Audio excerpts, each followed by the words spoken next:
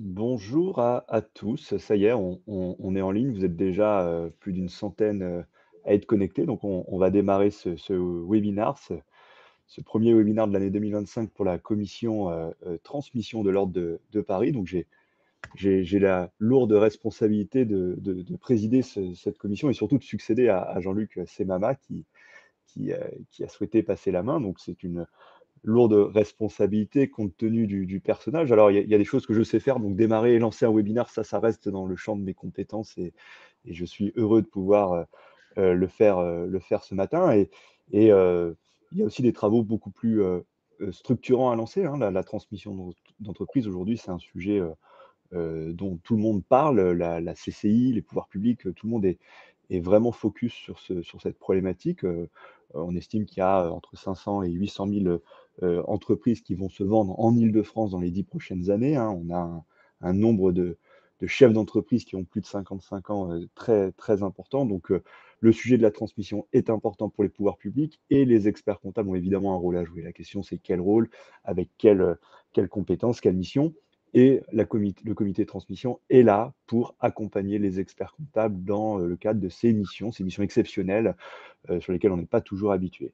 Alors, les experts comptables ne sont pas des spécialistes de la transmission, en général, mais certains le sont et on a la chance d'avoir 2 éminents spécialistes de la transmission avec, Alexandre Tellier, et Julien Younes, qui sont 2 confrères, hein, membres de la commission, transmission, mais 2 confrères spécialisés, dans la transmission et l'évaluation d'entreprise. Donc, ils nous font le plaisir et l'honneur de nous partager ce matin, leur savoir et leurs compétences sur le sujet de l'évaluation et plus précisément sur la méthode des multiples, avec, des aspects, techniques, très précis, mais je vais évidemment les laisser dérouler leur présentation.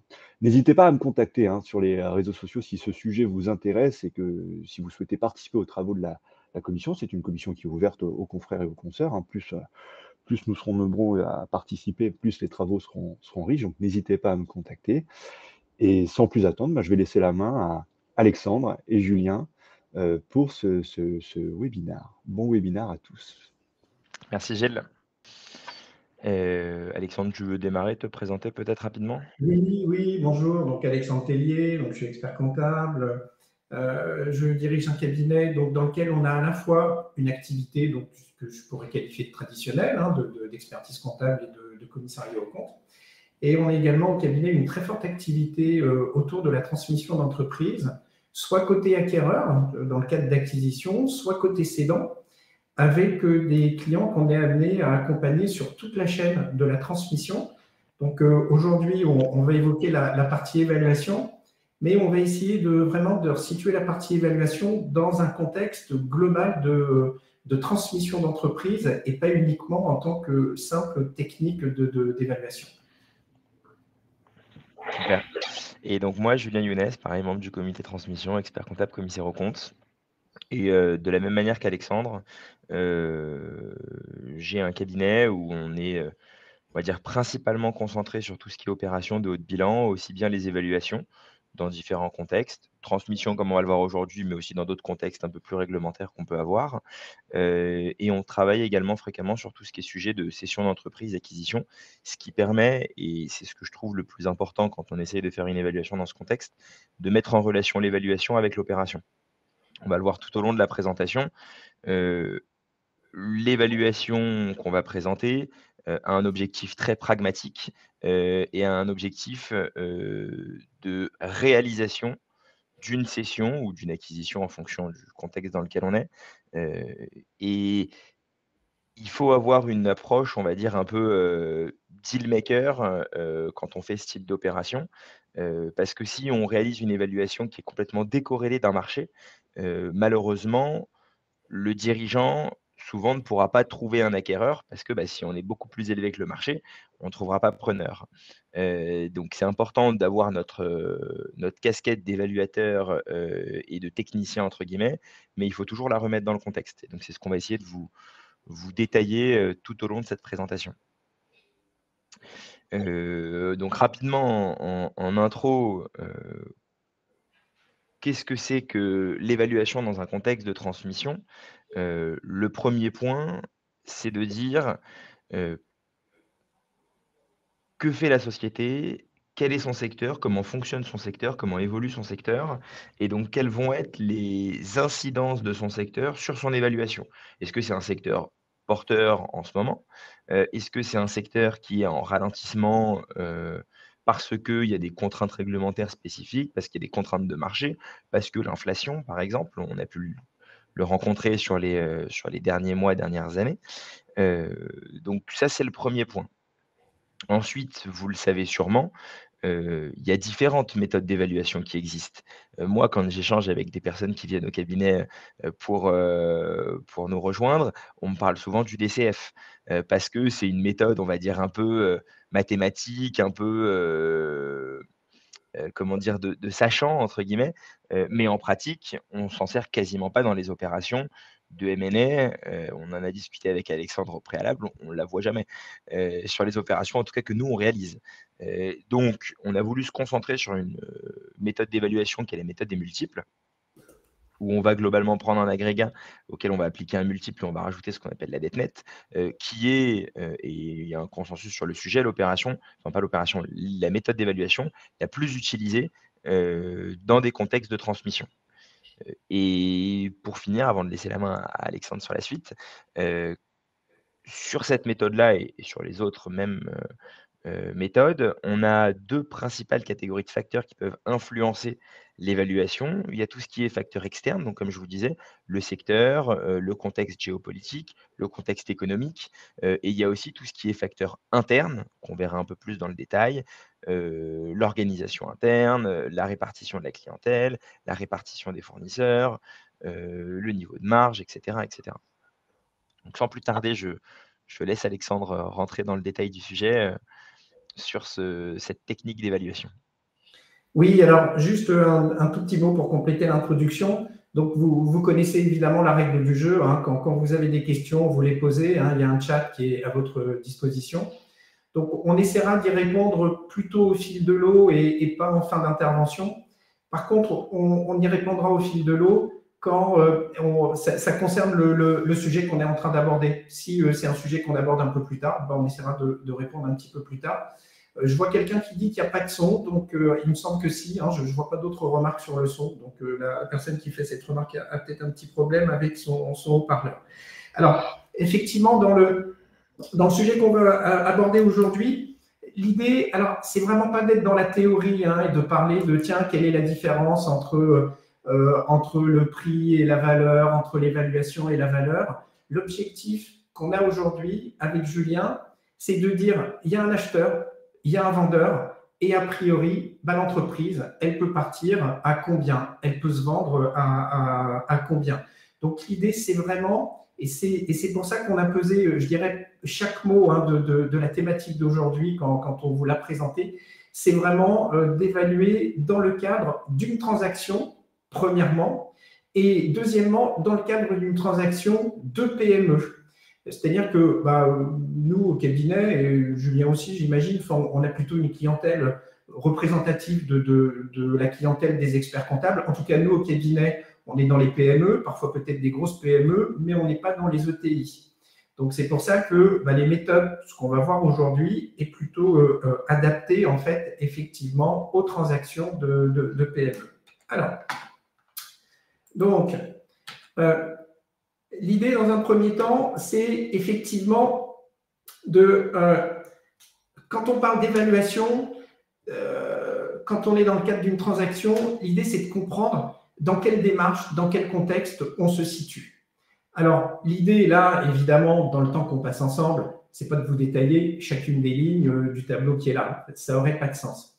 Mais c'est de bien comprendre qu'à un moment donné, on va s'inscrire, qu'on soit côté acquéreur ou qu'on soit côté cédant, bah, dans une démarche, dans une stratégie dans laquelle bah, il est important de comprendre les différentes étapes qui nous attendent. Donc, l'idée, c'est de dire, bah, finalement, je suis acheteur, je suis vendeur, bah, où est-ce que j'en suis dans mon process de transmission? Et la personne avec qui je discute, hein, parce qu'aujourd'hui, on est vraiment dans le cadre d'une transaction, la personne avec qui je discute, avec qui je négocie, où est-ce qu'elle en est, elle, dans son parcours? Et ce qu'on voit, C'est que l'évaluation, quand on est sur un dossier, en tout cas quand on est côté acquéreur, c'est pas, on ne jette pas tout de suite sur les chiffres et sur les bilans pour dire tiens, combien ça vaut.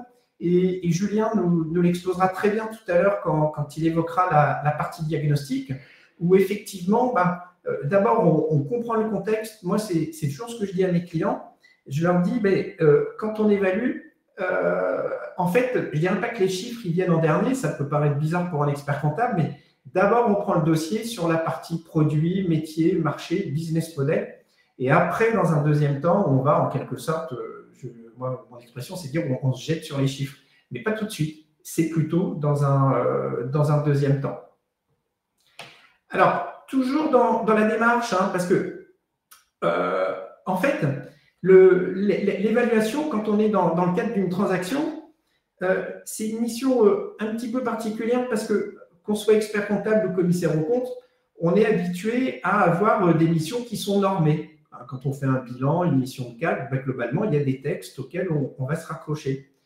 Et quand on est dans le cadre d'une transaction en général et d'une évaluation en particulier, on a plus globalement une démarche, on a des bonnes pratiques, mais il n'y a pas un texte précis qui va guider notre démarche. Même si des travaux comme le comité de transmission, l'idée c'est de donner des outils à des confrères, mais on est dans le cadre d'outils et pas dans le cadre de normes précises. Et c'est ce qui est intéressant parce que ça donne en fait une grande liberté d'action. Et en fait, évaluer, c'est quoi? Évidemment, on va prendre des éléments factuels. On va prendre le bilan, on va prendre le compte de résultat, on va prendre la plaquette. Mais on verra tout à l'heure, quand on parlera de diagnostic, de retraitement, ces éléments factuels, on va un petit peu, on ne va pas leur tordre le cou, mais quand même, c'est une matière première qu'on va utiliser. Et alors, également, il faut accepter de prendre en compte des éléments subjectifs. Alors, les éléments subjectifs viennent plus de notre client. Et c'est pour ça, c'est ce qu'on évoquera tout à l'heure. Quand on évalue, il faut à la fois combiner notre savoir-faire à nous, puis le savoir-faire du client.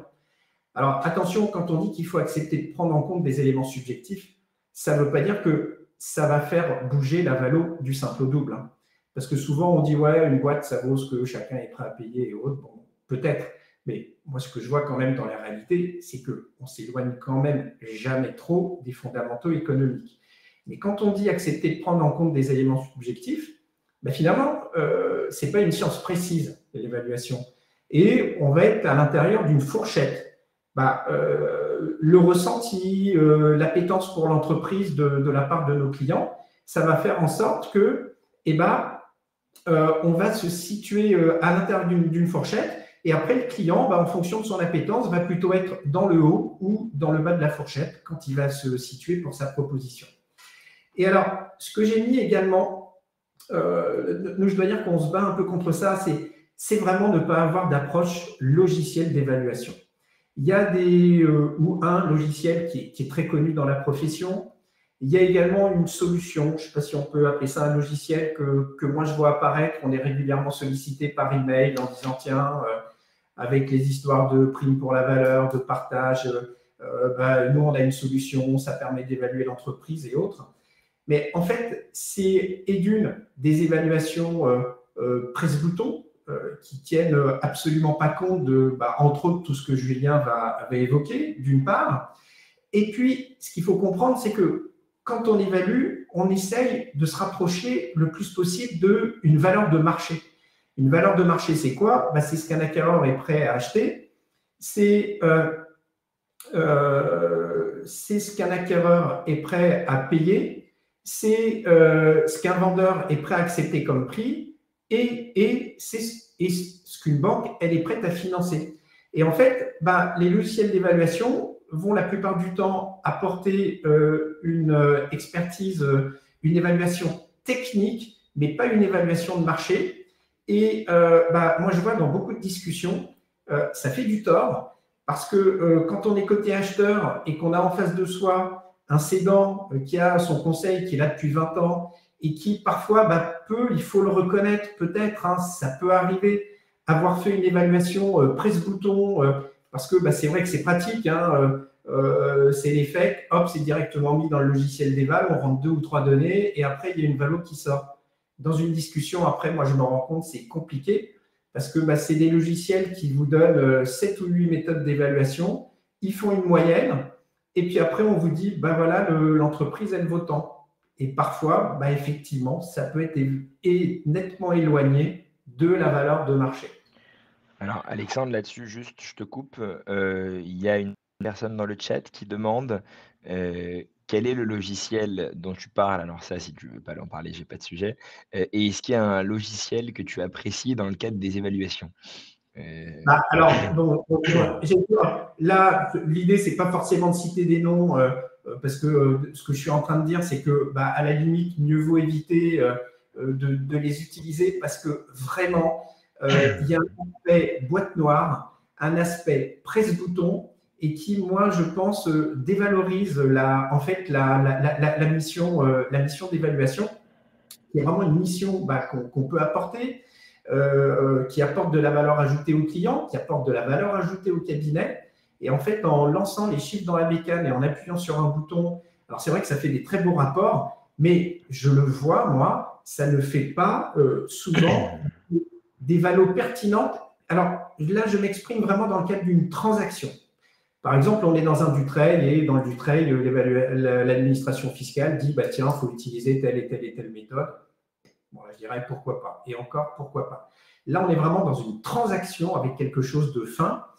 Julien disait tout à l'heure, tiens, il faut connaître le marché, il faut anticiper l'évolution de marché, les perspectives. Et ça, votre logiciel, il ne le fera pas. Donc, c'est pour ça que nous, et d'autres évaluateurs peuvent avoir effectivement développé des solutions maison et qui ne sont pas si compliquées que ça à développer en interne. Et en assistant à ce type de webinaire, peut-être, alors là pour le coup je vais faire un peu de pub, peut-être en allant à Supexpertise qui peut avoir des formations assez courtes, ils ont des formations très longues mais des formations aussi assez courtes, 1 journée, 2 journées sur l'éval, et là ça permet de se constituer ses propres outils et d'être vraiment considéré par le chef d'entreprise comme un interlocuteur pertinent sur la valeur de son entreprise.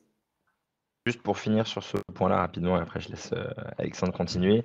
Moi, j'ai tendance à dire, quand on me pose la question, que le meilleur logiciel, c'est la suite Office.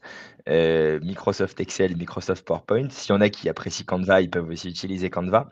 Mais ça permet vraiment justement de construire son évaluation à soi et de comprendre qu'est-ce qu'on va mettre dedans. Parce que comme le dit très bien Alexandre, le gros problème des logiciels d'évaluation de manière générale, c'est que c'est souvent des sortes de boîtes noires, entre guillemets, et que c'est comme tout, quand on a, et j'en parlais hier avec mes collaborateurs, quand on a des personnes qui arrivent après, qui n'ont pas construit, qui n'ont pas développé, souvent elles rentrent les datas, ça ressort, il y a moins d'esprit critique et du coup, on a un travail, à mon sens en tout cas, moins qualitatif.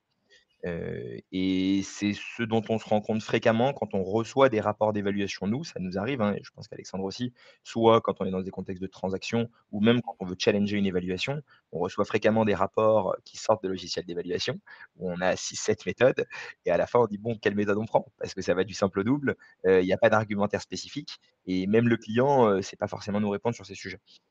Donc le premier point, c'est vous faites-le en interne, apprenez et après éventuellement essayez de trouver des outils pour faciliter les rapports, pourquoi pas. Mais si vous construisez pas vous, vos propres modèles et vos analyses, vous Et je vois, pour rebondir, recul.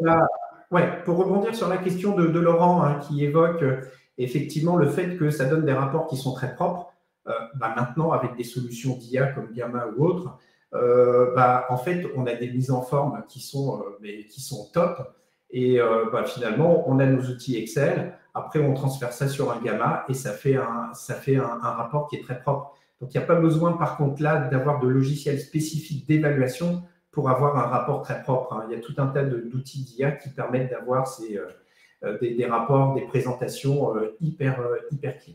Et juste Alors, une seconde, Maurice qui a posé la question sur les valeurs de marché de prix de transaction, on en parle plus tard dans la présentation, c'est pour ça qu'on n'a pas répondu. Voilà.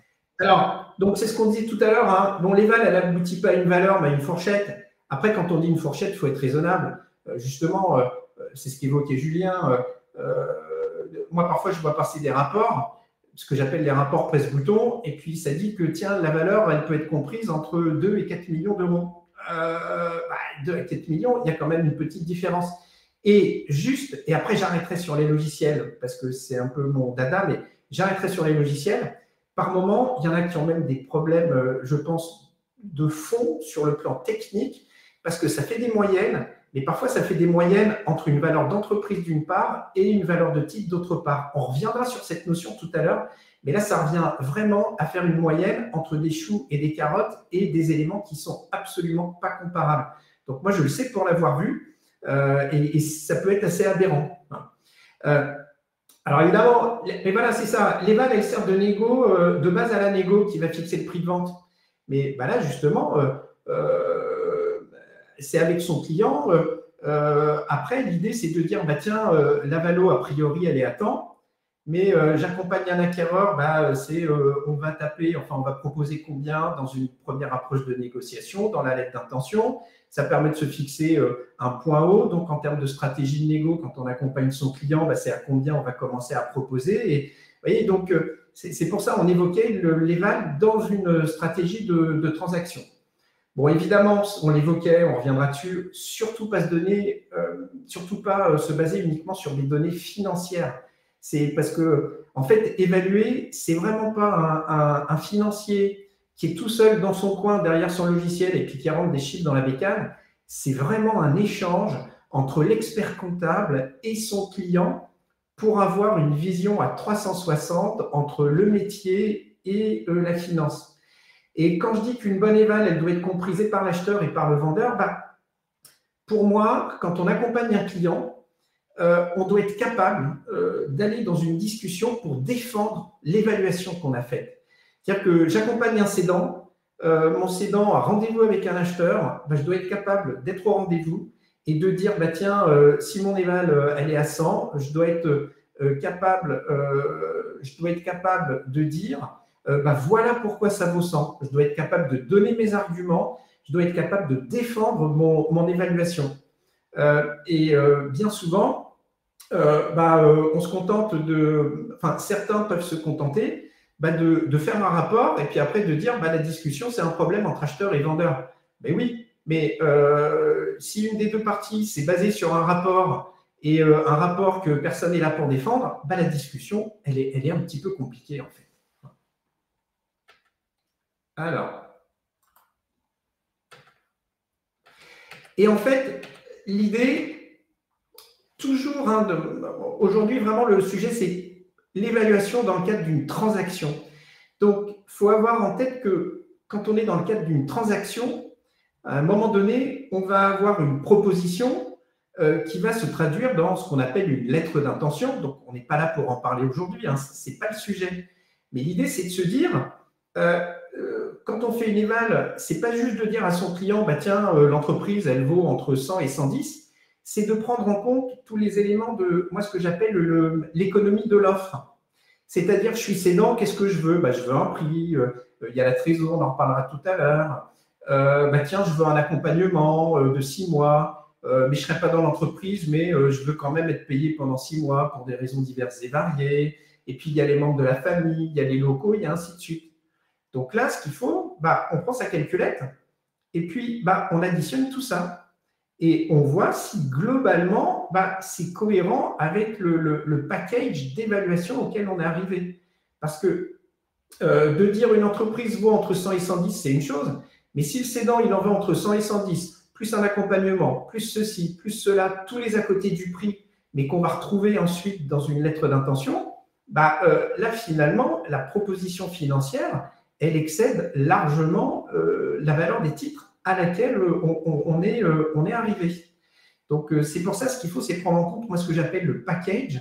Et volontairement, j'ai laissé des points de suspension parce que, en fait, ce qu'il faut, c'est bien comprendre, quand on est côté acheteur ou quand on accompagne son client cédant, c'est globalement, mais qu'est-ce que le cédant, lui, veut tirer, veut globalement de la transaction en dehors du prix. Et c'est tout ça qu'il faut bien modéliser et qu'il faut bien avoir en tête. Et en fait, la valeur, en quelque sorte, ça sera cet ensemble-là, c'est-à-dire le prix souhaité pour les titres, plus tous ces à côté que le cédant voudra voir apparaître dans une lettre d'intention.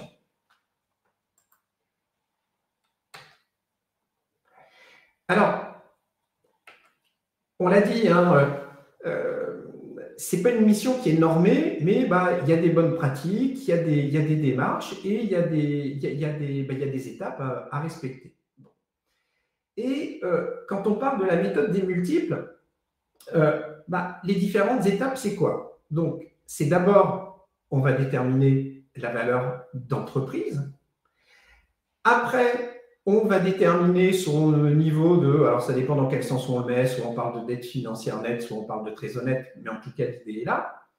Parce que ce qu'on cherche au bout du compte, c'est la valeur des titres. D'accord? Donc, je l'ai remis là parce que l'idée, c'est qu'on soit tous bien confortables sur le sujet, que ce qu'on cherche, c'est une valeur d'entreprise, que ça se décompose en deux, une valeur d'entreprise plus de la trésor, sachant qu'aujourd'hui, ce qu'on n'abordera pas, et volontairement, hein, parce qu'on a des laps de temps qui sont quand même assez courts sur des sujets qui sont à la fois vastes et techniques, on n'abordera pas le sujet de la dette financière.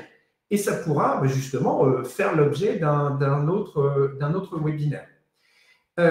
Après, donc, dans la valeur d'entreprise, la valeur d'entreprise, c'est quoi? On l'évoquait tout à l'heure, ça va être un agrégat de résultats, REX, BE, EBITDA, j'allais presque dire peu importe, fois un multiple, et là, ça donne la valeur d'entreprise. Et donc là, les différentes sous-étapes qu'on a, c'est ce que Julien va évoquer. Hein, d'abord, la base, c'est vraiment le diagnostic qualitatif. On aurait pu mettre diagnostic qualitatif et financier, mais comme on est entre nous, entre experts comptables, le financier, forcément, on l'a mis de côté parce que voilà, c'est un prérequis pour nous. Par contre, le diagnostic, qui est peut-être une étape un peu moins évidente, là, on a choisi de se focaliser dessus. Donc, on fait notre diagnostic financier, c'est vraiment la base de la pyramide. Après, effectivement, là, on va faire ses traitements, on va choisir son multiple et on va déterminer son intervalle de valeur. Mais l'idée, c'est de bien respecter ces étapes et comme on l'évoquait tout à l'heure, de ne pas se jeter tout de suite sur les chiffres en disant tiens, j'ai mon REC, j'ai mon EBE, je prends un multiple et puis voilà, en valeur d'entreprise, on est à temps.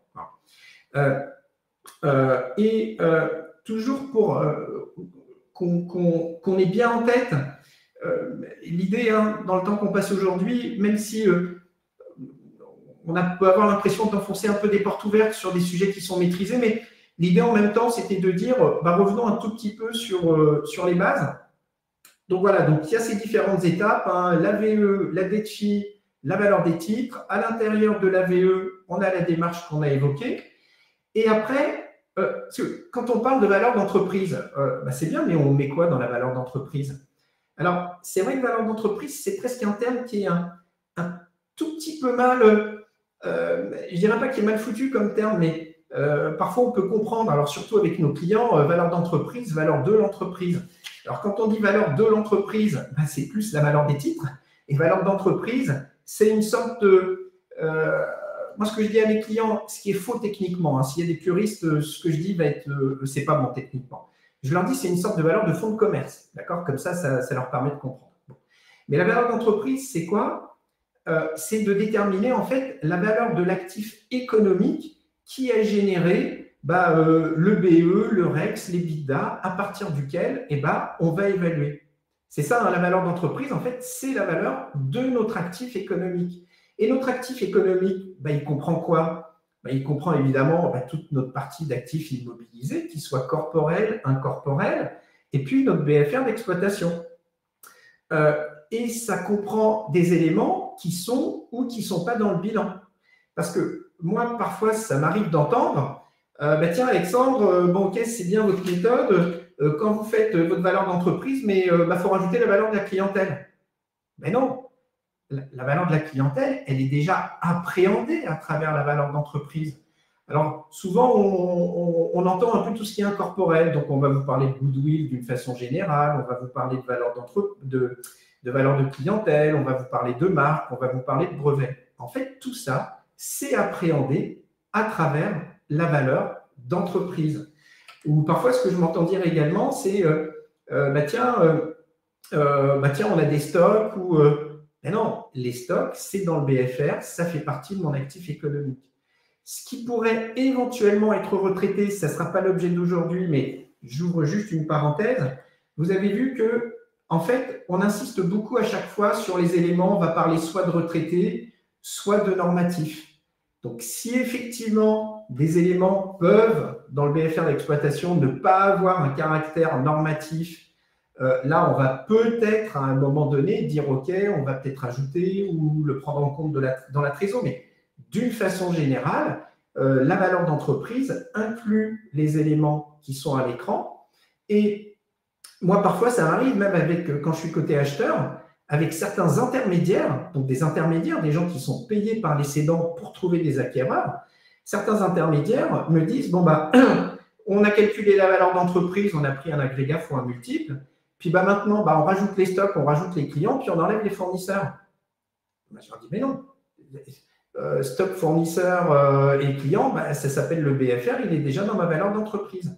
Et parfois, on a des discussions qui sont un petit peu compliquées et en fait, juste sur des sujets qui sont purement techniques parce que on a en face de nous des interlocuteurs qui veulent nous faire inclure, nous faire payer 2 fois les choses en quelque sorte. Voilà. Julien, je ne sais pas s'il y a des questions. Alors, il y a quelques questions, mais auxquelles on ne va pas répondre parce qu'elles sont pas sur le sujet. Marc qui demande comment choisir un taux d'actualisation pertinent dans la méthode des multiples. Il n'y a pas de taux d'actualisation à proprement parler. C'est d'autres méthodes d'évaluation. Et donc là, on va plutôt se concentrer sur les multiples et on reviendra dessus après dans la présentation. Amélioration de rapport ou d'Excel via IA. Alexandre a parlé de Gamma, mais c'était plutôt sur la partie rapport et non pas Excel. Excel, en général, on construit nos modèles nous-mêmes. Il y a peut-être, mais je ne l'ai pas essayé, Copilot ou Copilot, vous le prononcez comme vous voulez, de Microsoft en IA à tester sur Excel, mais j'en ai pas encore fait l'expérience, donc je ne peux pas vous garantir sa qualité dans le cadre d'optimisation d'Excel pour l'évaluation. Et après, il y a Hassen qui demandait, et ça, je pense que tu peux répondre. Bonjour, qu'est-ce qui fait que la méthode des multiples serait à privilégier par rapport aux autres méthodes, par exemple les cash flows actualisés, donc le fameux DCF? Alors, attention, hein. Évidemment, il ne s'agit pas de dire qu'il y a une méthode qui est mieux que l'autre, qu'il y en a une qui est moins bien. On ne se situe vraiment pas dans une sorte de jugement, de valeur. Ce n'est vraiment pas notre objet. L'idée, c'est de dire, finalement, quand on travaille beaucoup en transaction d'entreprise, on se rend compte que ce qui est utilisé, c'est la méthode des multiples et c'est pour ça qu'on a choisi de la présenter aujourd'hui. Elle a pour mérite en fait d'être compréhensible, mais par contre, il ne faut surtout pas confondre compréhensible avec simpliste. Parce que parfois, il y a une confusion entre le fait que finalement, il y a une certaine compréhension d'utilisation de cette méthode avec le fait qu'elle serait simpliste. Et on vient de le voir là, quand on dit, tiens, il faut bien décomposer valeur d'entreprise, très honnête, valeur des titres, et que parfois, moi, je vois avec certains interlocuteurs qui veulent rajouter à la valeur d'entreprise du BFR, des stocks ou des clients et de la marque, on se rend compte qu'il y a quand même beaucoup de technicité. Donc, à un moment donné, quand on a nos interlocuteurs et globalement la plupart des praticiens qui pratiquent une méthode, l'idée, c'est de se dire, utilisons, on n'est pas là pour réinventer les choses. Il y a une méthode, elle est pertinente, elle fonctionne, elle marche bien. Comprenons comment elle marche, mais en essayant de ne pas tomber surtout dans ces idées de simplistes, et justement de tendre un peu le cou à cette idée. Ouais, avant de passer à la suite, quelques questions complémentaires qui viennent d'arriver. Il y a une question sur les capitaux propres. Qu'est-ce qu'on en fait dans le cadre de cette évaluation? Justement, en fait, ce qu'on cherche, alors j'aurais pu faire une diapo là-dessus, mais ce qu'on cherche à travers cette méthode, mais comme à travers toutes les méthodes d'évaluation, c'est la valeur de marché des capitaux propres. C'est parce qu'en fait, quand on dit que ma valeur d'entreprise plus une dette financière, c'est ma valeur des titres, quand vous faites votre bilan économique, vous avez à l'actif votre actif économique, au passif, vous avez votre dette financière nette. La différence entre les deux, c'est votre valeur de marché des capitaux propres. qui peut être différente de la valeur, qui sera différente de la valeur des capitaux propres comptables. Donc, ce qu'on recherche, c'est cette valeur de marché.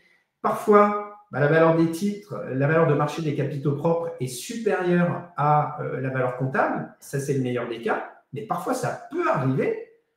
On utilise, mais quelle que soit la méthode, et parfois, ça peut arriver qu'on ait une valeur des titres qui est inférieure à mon montant des capitaux propres comptables. Hein, quand on dit dans la formule c'est égal à la valeur des titres, on aurait pu dire c'est la valeur de marché des capitaux propres. Complètement. Mais juste petite précision sur ces capitaux propres, on ne les intègre pas directement dans la méthode d'évaluation. Ils sont induits, ou du moins leur évaluation est induite de la méthode des multiples, où on prend un agrégat et ce qu'on appelle la dette nette, qu'on ne va pas détailler aujourd'hui, mais on n'est pas concentré sur les capitaux propres dans ce type de méthodologie. Et rapidement, avant de passer à la suite, parce que je vois qu'il y a beaucoup de questions, donc c'est une bonne chose, ça veut dire qu'il y a de l'intérêt sur la présentation. Il y a une remarque d'Antoine qui dit: «Il faut plusieurs méthodes pour faire un travail de valo». Alors, oui et non. Pourquoi? Parce que justement, quand on est dans un contexte de transaction, comme le rappelait très bien Alexandre, l'évaluation après, elle sert à rédiger ce qu'on appelle une lettre d'intérêt, une lettre d'intention, on l'appelle comme on veut, globalement une offre, pour faire simple. Et dans cette offre-là, assez fréquemment, on détaille la structuration de l'évaluation et on met très rarement, en tout cas moi de mon côté dans les opérations que j'ai pu réaliser, on met très rarement plusieurs méthodes. On ne retient qu'une seule méthode d'évaluation qui correspond à la méthode retenue et qu'on peut éventuellement actualiser en fonction des agrégats qu'on va analyser pendant l'audit, par exemple. Et ce qui va permettre de faire évoluer le prix dans le cadre de la transaction. Donc, quand on fait des rapports, comme le dit Alexandre, dans des contextes de Dutreil et autres, réglementaires, là oui, on fait fréquemment plusieurs méthodes parce que l'administration fiscale souhaite avoir plusieurs méthodes qui viennent corroborer la valeur de l'entreprise. Ça oui, quand on est dans des contextes de transaction, on fait très fréquemment une méthode et parfois deux s'il y a une méthode propre au secteur qui peut venir compléter la méthode qui est fréquemment utilisée, qui est la méthode des multiples. Donc ça, c'était le point par rapport aux plusieurs méthodes et le dernier point sur peut-on utiliser la méthode des multiples pour une entreprise qui dégage des résultats négatifs? Il est possible de le faire, avec des agrégats, comme l'a dit Antoine, dans le chat, type chiffre d'affaires, mais ce qu'on va regarder aussi fréquemment dans ce type d'entreprise avec des résultats négatifs, c'est une méthode plus, on va dire, comptable, qui est ce qu'on appelle l'ANR, actifs nets réévalués, qui est de dire, en fait, quels sont les actifs détenus par l'entreprise, est-ce qu'on considère quand même une valeur de fonds de commerce ou pas? Et si on n'a que des actifs, c'est la réévaluation des actifs pour être capable d'acheter entre guillemets «uniquement les actifs restants de l'entreprise», plutôt que le fonds de commerce qui ne dégage pas de rentabilité à date. Tac, tac, tac. Je pense qu'on est pas mal. Est-ce qu'il y a des éléments de contexte qui font que la méthode s'avère plus appropriée et pertinente par rapport aux autres? Est-ce que tu as une réponse là-dessus, Alexandre? C'est ce qu'on a évoqué. Enfin, si je suis sûr de comprendre la question, c'est le contexte de transaction en fait qui fait qu'on va utiliser cette méthode. Ouais, je suis d'accord. Je pense qu'on est pas mal. Désolé, il y a plein de questions, donc c'est une bonne chose. J'arrive pas à tout traiter en même temps. Mais valeur des capitaux propres égale VE plus DFN. Alors et après en dessous, on nous met, valeur d'entreprise moins DFN. Effectivement, alors ça, c'est pareil, moi je le vois et souvent on c'est pas on confond, mais on interprète différemment. Il y en a qui parlent de dette financière nette, on va faire dette moins trésorerie. D'autres qui parlent de, trésorerie nette, trésorerie moins dette, en fonction de la manière dont vous le faites. Si on est sur dette moins trésorerie, c'est effectivement valeur d'entreprise moins dette financière nette. Sans rentrer trop dans le détail là-dessus, mais que ça va dépendre de la manière dont on calcule cette fameuse dette financière nette, si on met les dettes avant ou la trésorerie avant.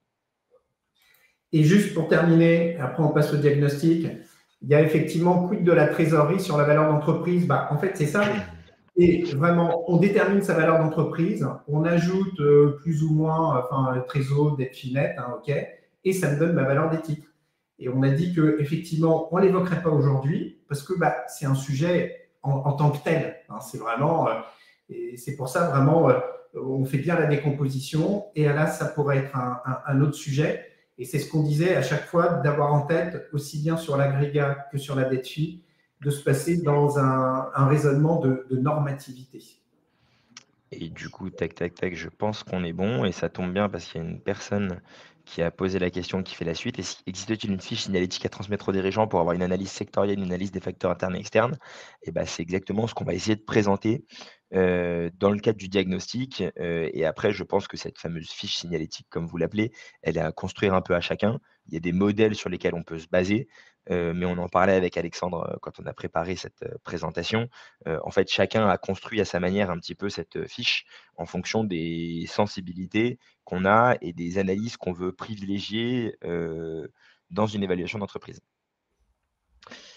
Donc, pour enchaîner sur la partie diagnostic, comme on l'a déjà dit un peu au préalable, le diagnostic, pour nous, en tout cas, vient toujours en amont de l'évaluation. On ne peut pas réaliser une évaluation d'entreprise si on n'a pas fait un diagnostic clair, et exhaustif, de l'entreprise et de son secteur. Pourquoi? Tout simplement parce que si je prends un exemple très simple, une entreprise, qui fait le même chiffre d'affaires, je sais pas, 2 millions d'euros de chiffre d'affaires, 10 d'EBITDA, 200 000 € d'EBITDA. S'il y a une entreprise qui a un seul client et s'il y a une entreprise qui a 500 clients, le risque n'est pas le même au niveau opérationnel et donc souvent la valeur ne va pas être la même. C'est un des exemples qu'on va détailler un peu après, mais c'est pour vous matérialiser le fait que le diagnostic est fondamental et doit être préalable à la réalisation de l'évaluation. Heu Dans les premiers critères qu'on va analyser, on va analyser effectivement les facteurs clés de succès. Qu'est-ce qui fait que l'entreprise réussit aujourd'hui?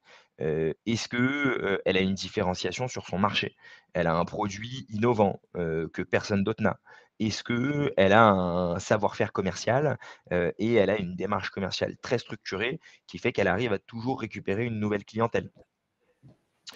Est-ce que le dirigeant, est game changer, vis-à-vis, de son marché?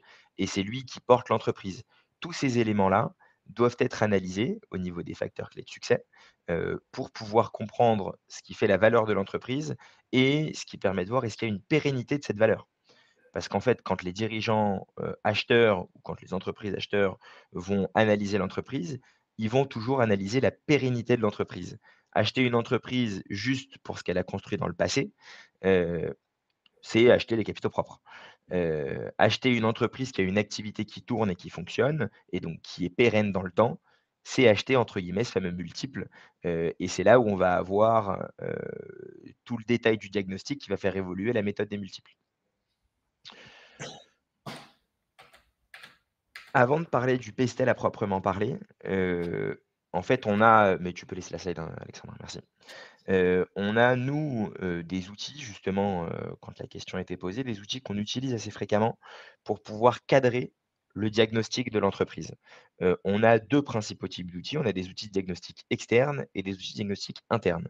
Sur l'externe, on a le fameux pestel et après vous allez voir qu'on a Porter. Heu, Ces outils de diagnostic externes, comme on peut le voir sur Pestel, nous permettent de comprendre l'environnement de marché du client. Pestel, c'est, 6, facettes de l'entreprise ou facettes du secteur. Le premier, c'est l'aspect politique. Est-ce qu'on a des risques spécifiques? Par exemple, on pourrait se poser la question d'une entreprise qui fait du LMNP uniquement. Alors, du coup, c'est pas réellement une entreprise parce que c'est censé être non professionnel, mais l'évolution réglementaire, et fiscale liée au contexte politique fait qu'on a une incertitude potentielle dans, l'activité future. L'autre sujet, c'est, le contexte économique. Est-ce que, on a une inflation? Est-ce que le taux d'intérêt, qui augmente, est positif ou pas pour le secteur? Par exemple, si on regarde le cas de l'immobilier, on a énormément d'agents immobiliers, et énormément de notaires. Donc dans leur secteur, l'économie, et donc l'augmentation des taux d'intérêt a ralenti le marché de l'immobilier et a impacté indirectement leur activité. Forcément, dans le cadre des évaluations, ça va avoir un impact. Aujourd'hui, on n'achète pas les agences immobilières de la même manière qu'on les achetait il y a 5 ans quand le marché était en pleine activité, en pleine traction, et qu'on avait une croissance potentielle significative. Les autres points, du pestel, avant de passer à la suite, c'est tout ce qui est, contexte, on va dire, social global, ou plutôt social, on va dire, sociétal. Heu, Est-ce qu'on a un impact lié à de la démographie? Si on vend des produits à des particuliers et donc l'accroissement de la population est peut-être positif pour un marché. On a toute une partie technologie, bien évidemment. Est-ce qu'on est sur un marché qui est en pleine mutation technologique ou pas? Et donc est-ce qu'il y a des sujets de remplacement éventuels? Et on va voir que ça fait un peu le lien avec Porter. Et les 2 derniers points, environnement légal. Alors légal est un peu lié aux politiques, même si, il va y avoir des spécificités de chaque côté. Légal, on va être vraiment sur les textes. Politique, il peut y avoir des influences globales. Et environnement, c'est toute la partie RSE. Sans rentrer dans le détail, la RSE est de plus en plus analysée, dans les évaluations. D'ailleurs à ce sujet, pareil, j'en profite pour faire de la pub, un peu comme Alexandre, mais moi je fais partie de la CCEF, Compagnie des conseils et évaluateurs financiers, et dans la CCEF, il y a des webinaires qui sont fréquemment réalisés, et pourquoi j'en parle? Parce que j'y pense avec l'environnement. Il y a des webinaires qui sont réalisés sur comment intégrer justement, les aspects RSE dans les évaluations d'entreprise. On commence à le voir. C'est un facteur indirect de modification de l'évaluation. Un peu comme, le portefeuille client, comme la dépendance dirigeant et cetera et cetera. Ça commence à arriver dans les mœurs, à rentrer dans les mœurs. L'autre outil de diagnostic externe, c'est l'outil Porter, qui a une analyse un peu plus, comment dire? Heu, Pratico-pratique du contexte externe de l'entreprise. Pourquoi je dis pratico-pratique? Parce qu'on a vu que Pestel, c'était un peu global. Donc c'est, le social, l'économie, le politique. Le Porter, la matrice Porter, ça va être vraiment, quelles sont les relations avec les clients? Quelle est ma force par rapport à mes clients? Est-ce que c'est moi qui drive la relation avec mes clients ou est-ce que c'est mes clients qui m'imposent un prix et entre guillemets «je n'ai pas le choix»? On va avoir la même chose avec les fournisseurs. Est-ce que c'est moi qui drive mes fournisseurs ou est-ce que, c'est mes fournisseurs qui m'imposent des conditions de marché? Pourquoi c'est important de comprendre ça? C'est important parce que ça permet encore une fois de voir la pérennité. Si je suis, dans une position de «faiblesse» entre guillemets par rapport à mes clients et par rapport à mes fournisseurs, je vais avoir une pérennité beaucoup moins sûre, beaucoup moins certaine. Parce que si mon client m'impose mes prix, ça veut dire que demain, il peut me challenger, et aller voir, mon concurrent et faire baisser mes prix, indirectement. Alors que si c'est moi qui, dispose d'une ressource dont mon client a besoin, et qu'il ne trouve nulle part ailleurs, il va beaucoup moins pouvoir me challenger et je vais avoir beaucoup plus de poids dans les négociations et donc j'ai une pérennité plus certaine dans la relation client et dans le maintien de mon activité. Les autres points analysés par Porter, qui sont aussi très importants et qui font un peu le lien avec Pestel sur la partie technologie notamment, c'est les produits de substitution. Est-ce que je vais avoir des substituts avec des nouvelles technologies ou autres qui vont arriver sur le marché et qui vont cannibaliser des parts de marché? Si j'ai plein de substituts potentiels qui peuvent arriver, heu, j'ai un risque économique sur mon activité au global. Après, encore une fois, il faut mesurer le risque. Si je représente moins de 1 moins de 0,5 de part de marché de mon marché global, le risque est mesuré. Si je représente 15-20 de part de marché de mon marché de niche, et que j'ai produits de substitution qui arrivent, j'ai un risque significatif. Donc toujours à mettre en relation avec le secteur d'activité.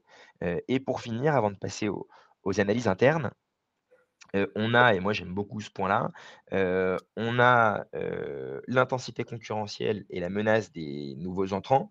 Les 2 sont liés, je trouve. Menace des nouveaux entrants, en fait, c'est quelles sont les barrières à l'entrée pour pouvoir démarrer l'activité? Si on prend par exemple le marché du logiciel, j'ai toute une partie de développement en amont qui est une sorte de barrière à l'entrée parce que j'ai un investissement immatériel à réaliser dans du personnel en général qui va pouvoir m'aider à développer. Si on prend le marché de l'expertise comptable, bah, tout simplement, il faut avoir un diplôme. Si j'ai pas mon diplôme et que je suis pas inscrit à l'ordre, je ne pourrais pas rentrer sur le marché, sauf si je suis illégal et heureusement l'ordre est là pour ça, pour essayer de veiller au grain sur l'illégal. Mais si on prend par exemple le marché de l'intérim, qui est un marché que je connais bien, la seule contrainte, à l'entrée, c'est d'obtenir une garantie financière et d'avoir des fonds, suffisamment importants pour pouvoir lancer son activité. Donc la barrière est relativement légère. Tout le monde peut, entre guillemets, demain, sous réserve d'avoir un petit capital, lancer une activité d'intérim. Donc on a une menace des nouveaux entrants beaucoup plus importante. et ça fait écho avec l'intensité concurrentielle. Est-ce que je suis sur un marché où la menace, où la barrière à l'entrée est tellement importante que j'ai une intensité concurrentielle faible et dans ce cas-là, je suis assez à l'aise sur mon marché? Ou est-ce que j'ai des faibles barrières à l'entrée, une intensité concurrentielle très forte et dans ce cas-là, je dois me réinventer en permanence sur la qualité des produits ou la qualité des services, sur l'acquisition client, sur la structuration des prix, et cetera, et cetera. Et tous ces facteurs-là, externes, permettent de savoir, en fait, est-ce que je suis sur un marché porteur, sans mauvais jeu de mots, donc en évolution? Est-ce que je suis sur un marché stable, avec une, intensité concurrentielle forte et donc j'ai besoin d'être très structuré en interne ou d'avoir une bonne stratégie pour pérenniser mon activité? Ou est-ce que je suis sur un marché en développement et dans ce cas-là, au contraire, j'ai des opportunités de marché significatives? Ça, c'est la partie externe. Ensuite, on passe à la partie interne. Sur la partie interne, j'ai un outil principal, que j'aime bien présenter, qui est ce qu'on appelle le business model Canva. Pourquoi j'aime bien cet outil-là? Tout simplement parce qu'il reprend les différentes briques d'analyse de l'entreprise. On prend, les briques clés, la segmentation client. Qui sont mes clients? Quelle est la diversité de mes clients? Et comment fonctionnent-ils dans leur relation avec moi? Quelle proposition de valeur je vais faire à ces clients-là? Est-ce que j'ai une offre différenciante? Est-ce que je casse les prix et je suis moins cher que le marché? Par exemple, un Indie, il va casser les prix, alors qu'il va y avoir des experts comptables qui vont avoir un positionnement premium et qui vont dire: «Ma proposition de valeur, par contre, c'est que j'ai un accompagnement sur mesure et en complète adéquation avec les besoins de mon client». Quels sont mes canaux de distribution? Est-ce que je vends en direct? Est-ce que je fais que de l'indirect et donc je suis «dépendant» entre guillemets de distributeurs? Est-ce que je suis digital? Est-ce que je suis physique? La compréhension des canaux de distribution va permettre de comprendre aussi la structuration de la rentabilité de l'entreprise. Si je fais que du digital, souvent je vais avoir des sujets de coûts d'acquisition client via le digital, de frais marketing.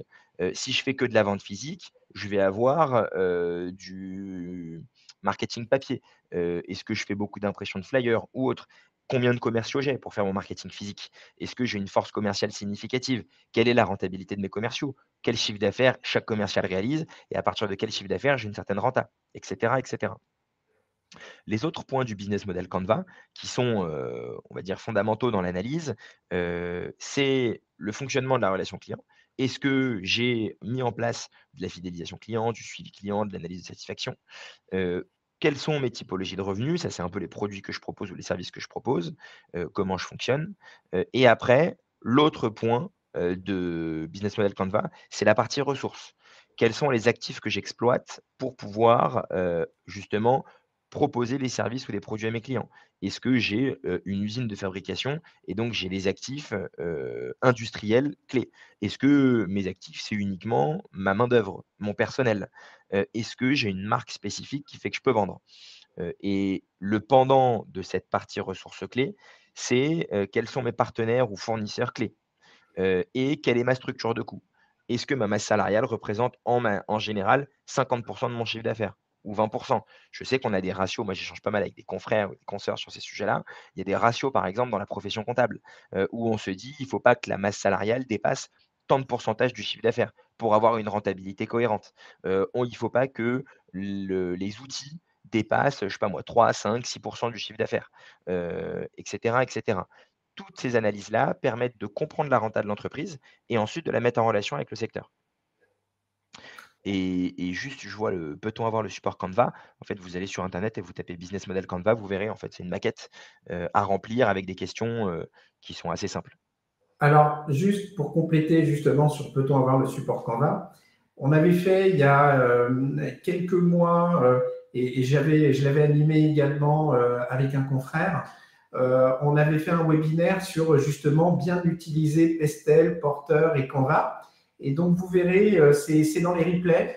C'était un webinaire qui avait été également très apprécié. Et juste, j'en profite, hein, comme il y avait le sujet.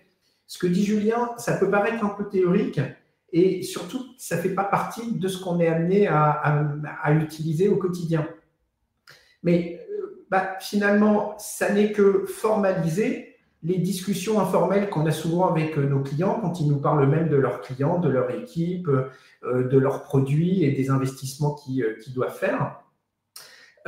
Et puis, alors, c'est vrai que c'est le formalisé, on n'est pas forcément hyper habitué, Mais moi, je vois, quand je m'y suis mis, enfin, il y a déjà quelques temps, en fait, c'est des questions, il faut se faire son questionnaire, mais après, c'est une discussion qu'on a avec le client qui se déroule très naturellement.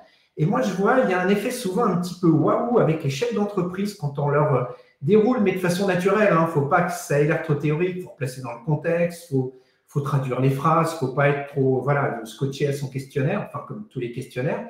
Mais il y a un effet un petit peu waouh chez les clients qui souvent apprécient beaucoup d'évoquer ces sujets. Et là encore, pour la petite minute cube, moi j'avais suivi, enfin il y a plusieurs années, mais je pense que ça existe encore, c'était à Sup Expertise.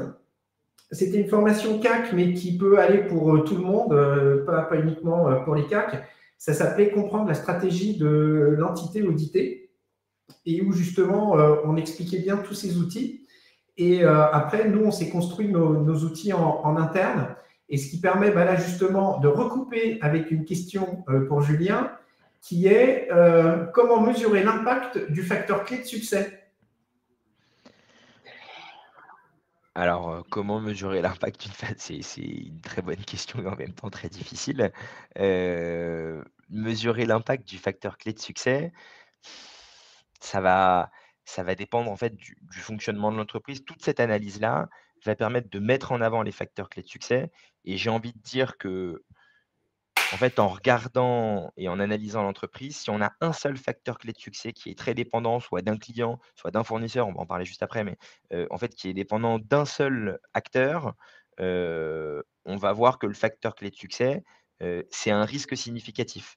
Par contre, si on a plein de facteurs clés de succès, une bonne organisation commerciale, une marque forte, une, équipe, support très, très bien organisée, et ben, on va diversifier les facteurs clés de succès et donc diversifier les risques, tout simplement.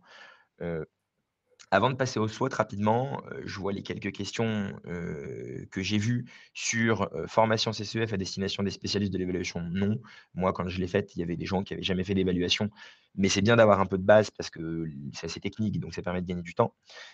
Diagnostic stratégique et est-ce que cette méthode est opérationnelle? Pour moi, les 2 sont liés. Oui, en fait, c'est ce qu'on peut appeler un diagnostic stratégique d'une entreprise, et est-ce que c'est opérationnel? Comme vient de le dire Alexandre, bien sûr. Il faut juste le tourner d'une bonne manière. Il ne faut pas réciter les questions une par une à son client, lui envoyer le support et lui dire: «Débrouille-toi tout seul». En fait, il faut faire ça dans le cadre d'une conversation, d'avoir de son côté le support à disposition et de tourner ça un peu sur la compréhension. Moi, c'est ce que je fais toujours quand je démarre les opérations, que ce soit d'évaluation ou d'acquisition session, j'ai toujours un premier rendez-vous minimum d'une heure, 1 heure et demie où je parle pas chiffres, quasiment pas, mais je parle que entreprise. Comment fonctionne votre entreprise? D'où est-ce qu'elle vient? Heu, Combien de personnes vous avez? Qui fait quoi? Quelle est la typologie de vos clients? Est-ce que vous avez beaucoup ou peu de clients? Est-ce que vous avez un client clé? Et cetera, et cetera. Et en fait, tous ces éléments d'analyse, comme l'a dit Alexandre, vont permettre, de mieux comprendre, vont permettre aux dirigeants de se dire: «Tiens, il s'intéresse à mon business et pas uniquement à mes chiffres». Donc en plus, c'est valorisant pour le dirigeant, et ça permet de beaucoup plus facilement en plus comprendre les chiffres derrière. Parce que quand on récupère que des chiffres, mais qu'on ne comprend pas le fonctionnement de l'entreprise, après on va avoir un post-transport significatif au niveau des achats. Sauf qu'en fait, il vous explique quand vous parlez avec lui qu'il achète ses produits aux États-Unis, qu'il a des problèmes de fret et donc que c'est normal que les augmentations de coûts de transport soient significatives sur l'année. Donc on fait le lien assez fréquemment entre l'analyse globale stratégique et l'analyse chiffrée qui suit derrière. Et donc pour finir sur le diagnostic, parce que je vois que le temps tourne et qu'on a quand même un peu de présentation derrière, le SWOT, sans rentrer dans le détail, moi j'aime bien appeler ça la synthèse des analyses préalables. Une partie force-faiblesse qui est interne, qui est un peu liée au business model Canva et une partie opportunité-menace qui est liée à Pestel Porter, qui est vraiment la partie externe, réglementation, substitution, nouveaux entrants, on voit que c'est lié. Donc le SWOT permet en fait de faire une synthèse et donc c'est un bon exercice à se faire pour soi, de se dire: «OK, maintenant que j'ai analysé l'entreprise, c'est quoi les intérêts, c'est quoi les risques, et où est-ce que je peux aller?» Et ensuite sur le diagnostic, si on finit un peu les dernières slides, Alexandre, s'il te plaît, parce que c'est Alexandre le chef de la partie présentation. Il y a, on va dire 3-4 points clés, sur lesquels il faut se concentrer et qui sont des éléments de base si vous voulez pas faire tout le diagnostic opérationnel. Le premier, c'est le dirigeant. le cédant. C'est quoi son rôle? Est-ce que c'est une personne qui est présente sur tout? Le commerce, le support, l'organisation des équipes, la gestion des fournisseurs? Ou est-ce qu'au contraire, il y a des relais en interne et le dirigeant a un travail moins important? Là, je faisais le point pas plus tard qu'il y a 2 jours avec un dirigeant qu'on accompagne à la session qui fait, je sais pas, 8-10 millions de chiffre d'affaires et je lui ai posé la question: «C'est quoi votre rôle en pratique en interne?» Il me dit: «Je relève les compteurs tous les mois». Il fait une réunion mensuelle avec toutes ses équipes pour savoir où on en est. Il est là pour, faire le pompier, sécuriser les problèmes au besoin, mais il est pas dans l'opérationnel. Il gère pas les clients, il gère pas le process de fabrication.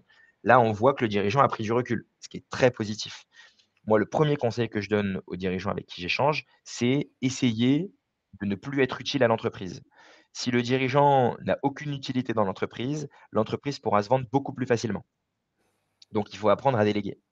Le deuxième point important, bien évidemment, sur cette partie dirigeant et après j'enchaîne, c'est la culture d'entreprise.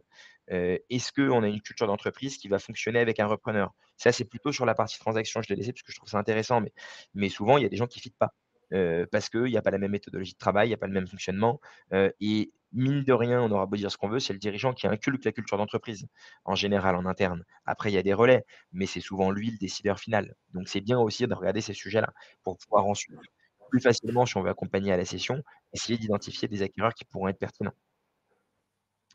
La suite, ouais, merci Alexandre. La suite, c'est toute la partie risque de dépendance. Dépendance client, dépendance fournisseur. Ça, je vais pas revenir dans le détail, mais ce qu'on dit fréquemment, c'est que quand il y a un client qui fait au moins entre 20 et 30 du chiffre d'affaires, on a un sujet. Pourquoi? Parce que si ce client-là part du jour au lendemain, c'est toute une partie de la marge, en général, qui part. Ou si jamais on a un client qui fait 20-30 mais avec une faible marge, il faut être capable de l'analyser et justement de montrer que le risque n'est pas si important parce que la contribution à la rentabilité de l'entreprise de ce client-là n'est pas si élevée. Mais par contre, il faut voir si jamais ce client-là part, quels sont les impacts sur l'entreprise. Pareil sur les achats fournisseurs. Là, en ce moment, j'ai le cas sur une entreprise qu'on accompagne sur une levée de fonds. Elle a 2 fournisseurs qui représentent 70 de ses achats. Bah, malheureusement, c'est deal breaker sur 80 de mes discussions. Ça ne veut pas dire qu'on va pas y arriver, mais et on avait prévenu le dirigeant dès le début, c'est un facteur, à risque qui fait que, dans le cadre de mon approche d'évaluation, bah, je suis beaucoup plus mesuré, que si jamais j'avais, 50 fournisseurs avec moins de 5 par fournisseur, parce que j'ai un risque opérationnel fort. Même si mon dirigeant me dit: «C'est une force pour moi parce que le fournisseur est dépendant de moi», les gens le perçoivent comme un risque opérationnel parce que si ce fournisseur-là part, bah, faut que je trouve un nouveau fournisseur pour répondre à 50-70 de mes besoins. Heu, donc c'est les éléments clés d'analyse qui ont un impact sur le multiple à la fin. On en reparlera après. Et je pense qu'on est quasiment bon sur le diagnostic. Ça, c'est finir effectivement, c'est le diagnostic social. Quelles sont les personnes clés? Est-ce que ces personnes clés-là sont fidèles à l'entreprise, ont des envies d'ailleurs? Est-ce qu'il y a un intérêt de les intégrer dans une opération? Cette analyse-là permet de savoir, pareil, est-ce qu'on a un risque social significatif ou est-ce que les pouvoirs sont bien répartis dans l'entreprise? Bien évidemment, plus l'entreprise est petite, plus on a un risque opérationnel et salarié fort, et donc forcément, plus la valorisation est faible. Heu, je pense qu'on est bon sur le diagnostic. OK. Alors, en question, hein, c'est avez-vous connaissance d'une grille de diagnostic et autres? On a un peu répondu en disant qu'il y avait déjà eu un webinaire sur le sujet.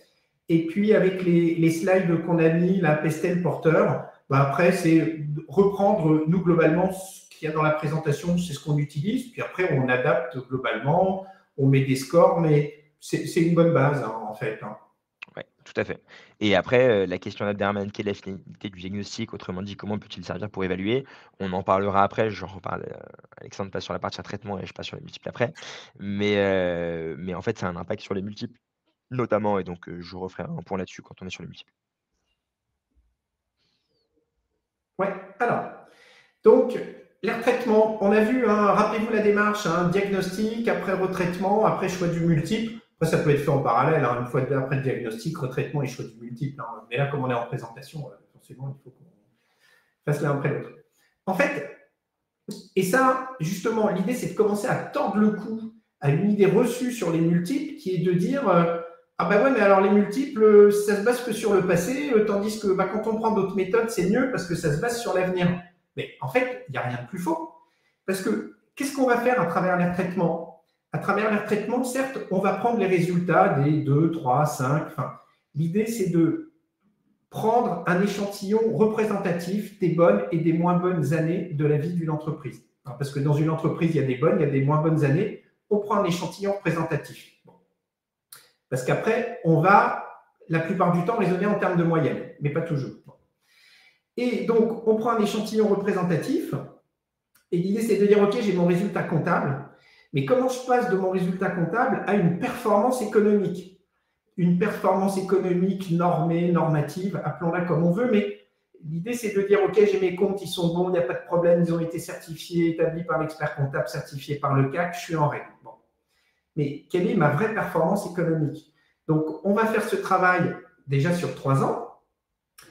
Et après, au-delà de la performance économique, la question qu'on va se poser, c'est mais cette performance économique qu'on a calculée sur les dernières années, quelle est sa capacité à se répéter, à se renouveler dans les années à venir?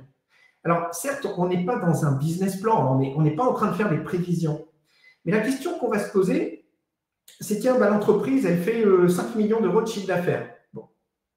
Mais demain, pour continuer à faire ces 5 millions, est-ce que, compte tenu de la connaissance que j'ai du marché, de Pestel, de Porter, de ce qu'on a vu, est-ce que, compte tenu de la connaissance que j'ai du marché, de son anticipation, est-ce que finalement, il n'y a pas des coûts qui vont venir se greffer et que finalement, demain, pour continuer à faire ces 5 millions, j'ai une structure de résultats qui, elle, va changer. Alors, certes, je ne suis pas dans le BP parce que je ne suis pas en train de regarder ligne à ligne et puis les 4 chiffres derrière la virgule, hein, ce n'est pas ça mon sujet. Mais c'est de regarder si globalement, il y a des facteurs impactants qui, demain, vont venir impacter ma rentabilité, que ce soit à la hausse ou à la baisse. Donc, ma performance économique que j'ai faite sur les 3 dernières années, comment je la vois évoluer demain et après-demain. Donc, on est vraiment dans l'anticipation.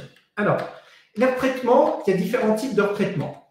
Alors, il y en a un, les retraitements comptables, j'allais dire qu'entre nous, on va pas trop, je ne vais pas trop rentrer dans les détails, mais simplement, et comme quoi, bon, déjà, dans ce qu'a fait Julien, on a bien vu, c'est un échange entre l'expert comptable et son dirigeant, mais là aussi, tiens, je suis côté acquéreur, je vois des reprises de provision, le risque, est-ce qu'il s'est réellement présenté ou pas, parce que réalisé. Parce que la question que je vais me poser quand je parle de performance économique, c'est vraiment de retraiter, c'est vraiment d'affecter à l'année, de mettre en regard ma reprise et mon risque. D'accord? Et puis peut-être qu'il y a eu des changements de présentation comptable et autres, mais comme là, on regarde les 3 dernières années, de toute façon, la question va se poser pendant encore quelques temps. Donc ça, je passe rapidement, mais ça montre bien que je suis côté cédant, à un moment donné, il va peut-être falloir que j'accepte de répondre à certaines questions de mon acquéreur quand même, quand il va me demander, tiens, au fait, il y a des reprises sur provision, c'est bien, ça a un impact positif sur le résultat, mais le risque, il s'est réalisé ou il ne s'est pas réalisé. Bon. Je passe rapidement là-dessus, ce n'est pas le gros sujet pour nous. Et puis, il y a effectivement les retraitements de… Alors, j'ai mis de non-récurrence, ou de récurrence ou de non-récurrence. Alors, ça, évidemment, les cédants, à chaque fois, ils vont vous expliquer qu'il y a plein de charges, elles ne sont pas récurrentes. Les honoraires, des charges de licenciement et ainsi de suite. Bon. Mais quand je suis dans certaines activités, tout ce qui peut être, par exemple, entretien, sécurité, moi, ce que je vois, c'est que parfois, il y a quand même des coûts de licenciement qu'on a un peu plus souvent que par ailleurs. Donc, peut-être que c'est du récurrent et qu'on ne peut pas m'expliquer que c'est du non-récurrent si je connais un peu l'activité. Voilà. Donc, l'idée, c'est effectivement de neutraliser, de dire tiens, là j'ai eu des charges exceptionnelles dans le sens non récurrent, je vais les retraiter, mais également des produits. Je vois il y a quelques temps, moi je regardais une activité dans le génie climatique et puis leur job c'est plutôt, ils achètent du matériel, mais après ils le revendent, mais pour l'installer, pour le maintenir, donc ils ont pas une activité de négociation. Puis là, ils avaient eu l'occasion de faire un coup de négoce qui avait généré une très grosse marge.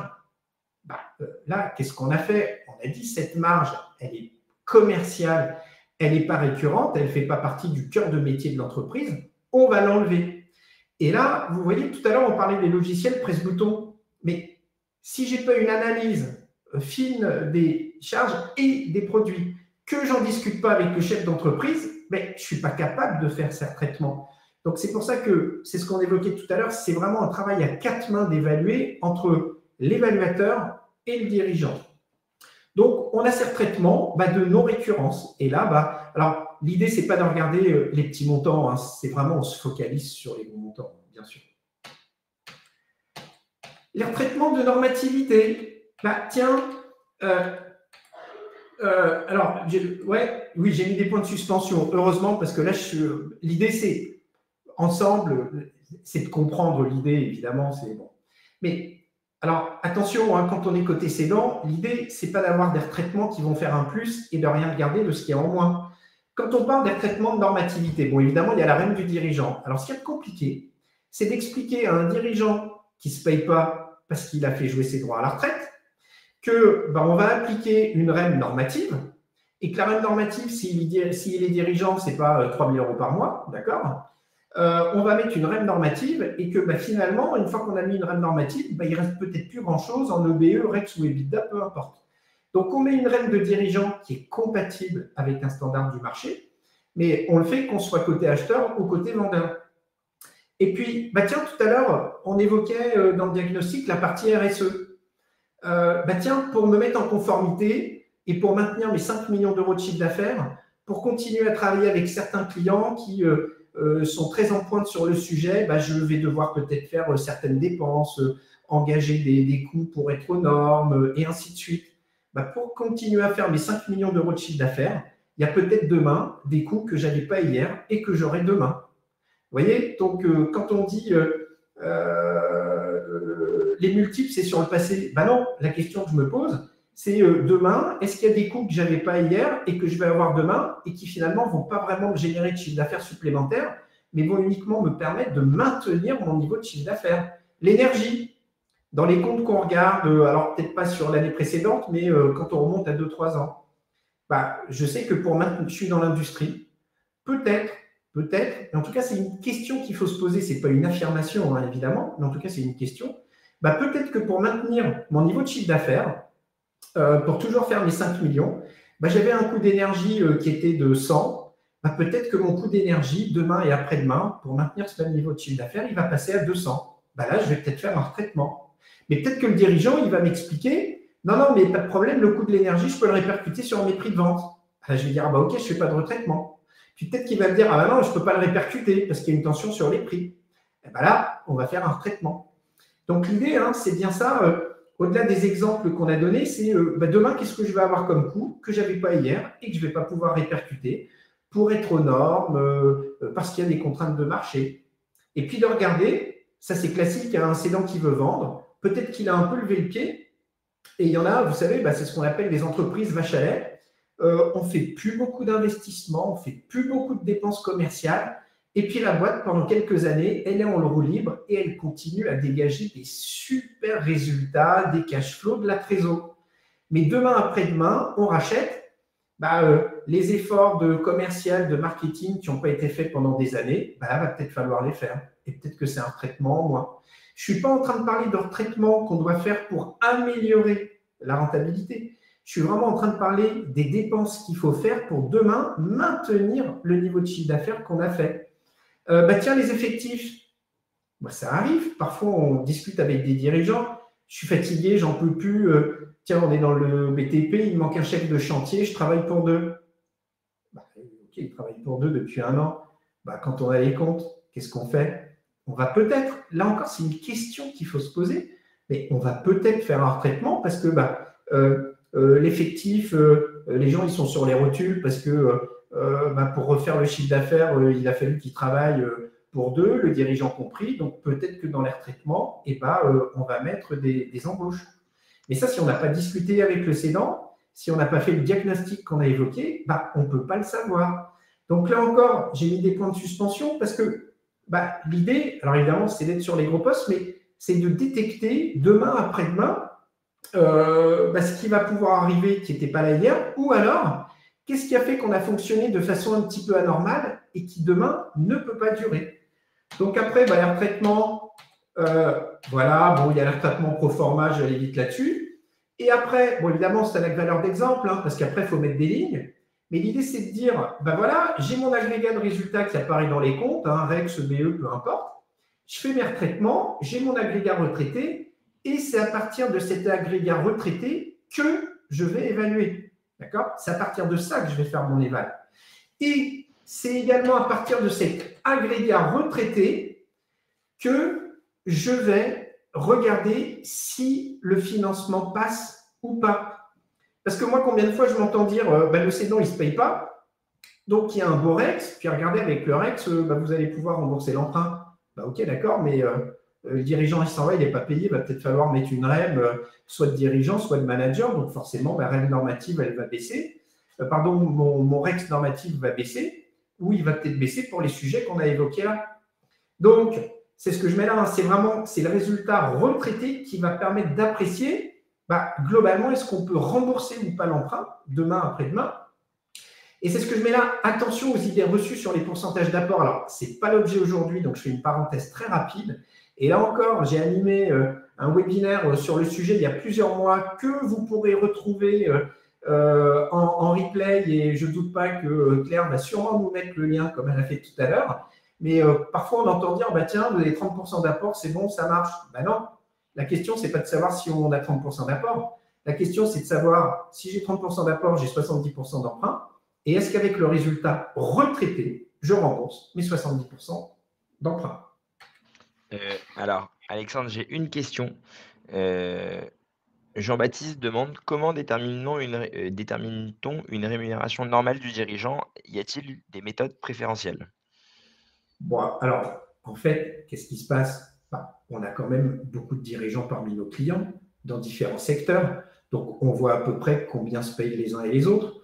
Et si on nous dit que ce n'est pas un dirigeant qu'il faut mettre mais un manager, là encore, on a parmi nos clients, je pense, de quoi aller chercher dans des références. Parce qu'avec le nombre de dossiers qu'on voit passer, soit parce qu'on a une activité classique d'expertise comptable, on fait des bulletins de paye, on voit les REM des dirigeants, ou alors, si on fait beaucoup de transactions et d'évaluations et moins d'expertise comptable classique, on voit passer là aussi des dossiers et on a des références. Vous voyez? Donc, je ne vous renvoie même pas vers des études que peuvent faire les cabinets de recrutement, mais simplement d'aller rechercher. On a quand même beaucoup de data sur le sujet. Hein.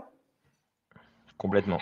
Et après, sur ce point-là, en complément, ce qui peut être intéressant aussi, si vous n'êtes pas forcément familier avec la rémunération des dirigeants, c'est de demander tout simplement à votre dirigeant, sans lui dire que c'est pour les retraitements, parce que sinon, ils ont tendance toujours à minorer la rémunération.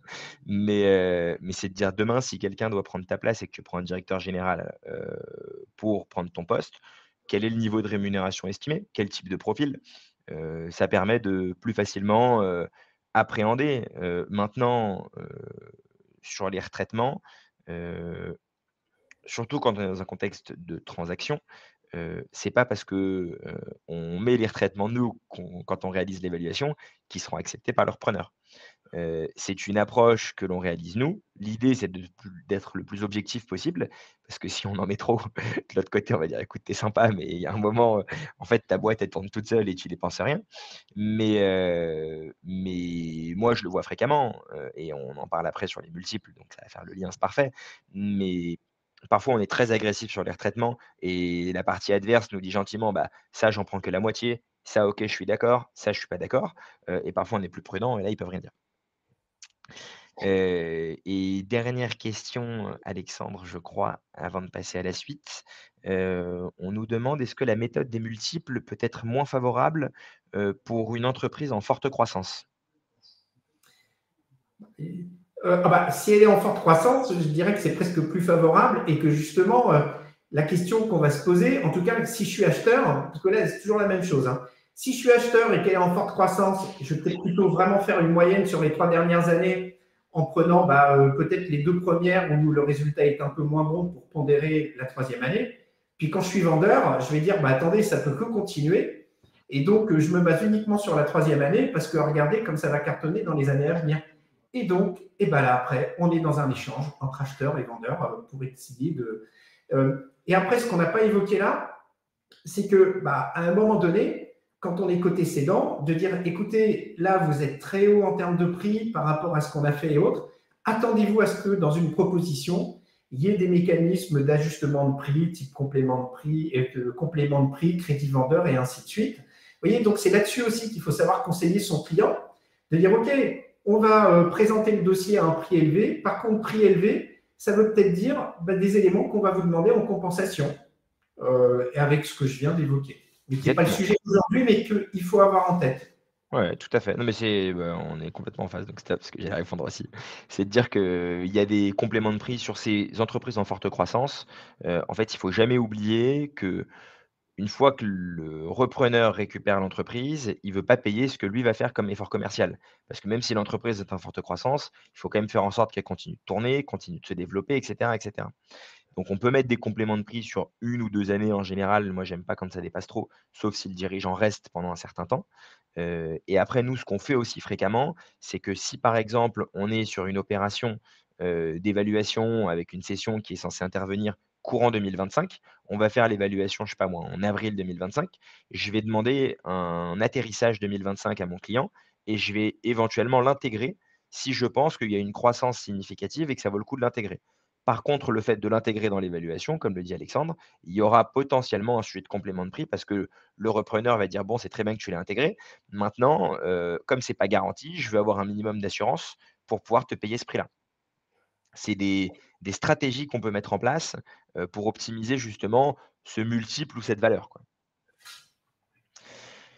Alors pour passer il est déjà 10h22, donc bon, ça je vais faire vite sur les multiples, parce que je vois qu'il y a encore plein de questions. Les multiples, l'idée c'est de dire quoi? On a des multiples, de 2 principales catégories. Moi j'aime bien dire rentabilité et performance commerciale. C'est les 2 que je vois principalement moi dans mes opérations. Rentabilité, ça va être EBE-REX ou EBITDA si on le fait à l'américaine ou avec les fonds d'investissement. Donc là, on va, comme l'a très bien dit Alexandre avant, avoir un sujet de normativité, de retraitement, et de BE sur la durée.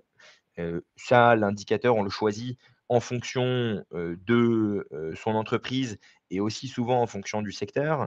Quand on va avoir des entreprises de services, souvent le BE et le REX vont être assez similaires, parce qu'on n'a pas d'investissement fort en actifs. Par contre, quand on va avoir des entreprises industrielles, on a un impact significatif entre le BE et le REX. Globalement, j'ai tendance à dire, alors ça, je suis pas arrêté, pour le coup, on n'en a pas parlé en amont avec Alexandre, mais j'ai tendance à dire dans ma réflexion, que quand on est sur des entreprises, industrielles, si on rajoute la trésorerie nette, et donc le financement, on est plutôt basé, sur, c'est une bonne question, j'allais dire le BE parce qu'en fait, on intègre le financement et donc la dette, liée aux investissements dans la très honnête, indirectement.